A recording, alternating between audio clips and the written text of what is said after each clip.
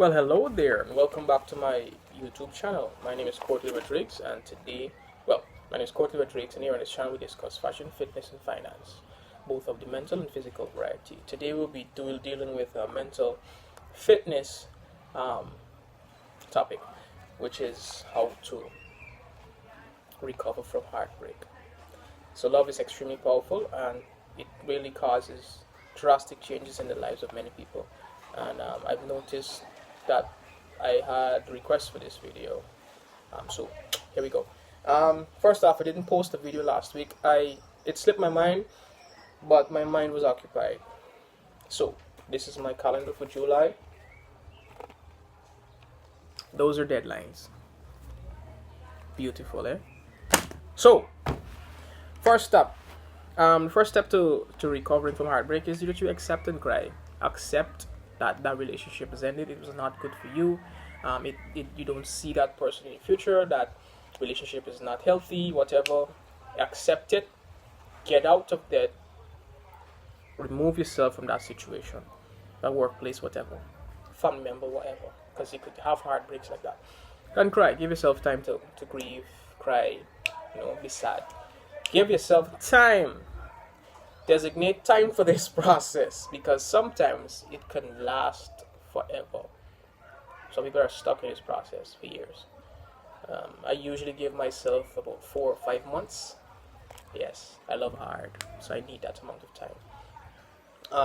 But at the same time, I'm working and whatnot. But that sadness is there, and you need to accept it.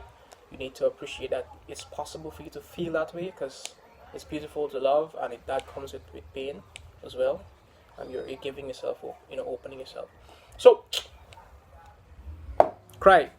Second, develop yourself. From that stage, you should start dressing better. Take care of yourself. Shave, bathe. Yes, some people don't even bathe. It's like heartbreak is so horrible. They don't eat, bathe. No. Make a conscious decision to start taking better care of yourself. Read more, etc. For women, read books that are written for men by men. Alright? This is a good way to try to understand the male mind. You will never. Men and women do not think the same way, and that's a gift.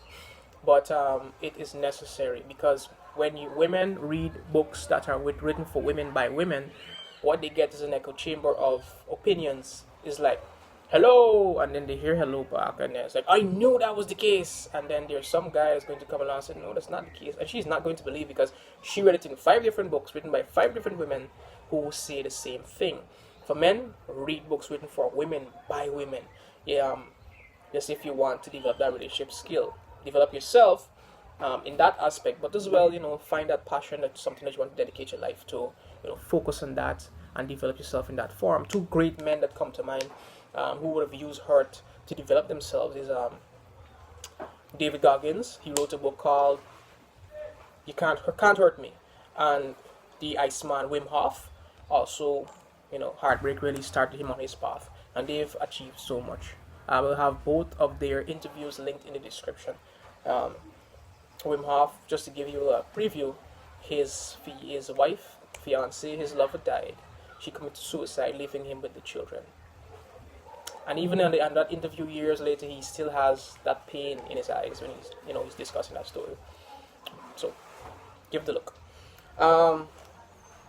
Third, after you would have developed yourself, you've been on the path of developing yourself, you're becoming a very, betting fit, whatnot. People will see you, people will like you, you will like people. So whenever you meet these people, stop expecting. So don't expect that things are going to work out with them, and then, try to avoid a conflict and just say yes to things you would usually say no to, or say no to things you would usually say yes to because of the past relationship. Stop expecting things to go right, and stop expecting them to go wrong.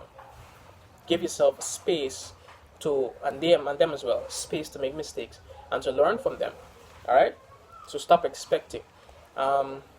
Just go with the flow, and always keep yourself as the priority. Focus on developing yourself. You will be happy in the future and in the present, because it is always necessary. The world cannot be a better place until you make yourself a better person. Alright? Make yourself a better person. So after you stop expecting and you develop yourself, you had time to cry, whatnot, it's necessary, imperative that you start dating again without comparisons. So that new relationship, that dating process, every person you meet is not out to hurt you. They're not out to get you, and they're not out to make your life drastically better either. The process is for you to find somebody that you think is best for you, and they think you were best for them, and you work together to make each other better, while knowing that you each have your individual lives and happiness that you're responsible for, and space to be those kinds of people. If for some reason you find that that person doesn't have a life, just like you would have found, because some people are upset when the relationship dynamics is not in that space where they're constantly given attention and whatnot. Hey, people got lives to live, and if you think that they're not giving you what you need, you can leave, or you can understand that people got lives to live and get a life of your own. But it's necessary, it's imperative to understand what you're willing to compromise for and what you're not willing to compromise for. But at the end of the day, the relationship should make you better, even if it's dating. If you're just talking as friends, you're going out for a drink, it should make you better and contribute to your happiness and well-being, as well as you doing that to that person. So reciprocity is the name of the game. All right. So date without comparison. Don't compare them to your ex, what your ex did, because that relationship that you're starting or the dating process is somebody new. They're not your ex, and if you do that, then the relationship with your ex that years ago is going to continue on to this one. So when they make a mistake, it's not their mistakes you're holding them accountable for, but for the person's mistakes before them. Careful with that.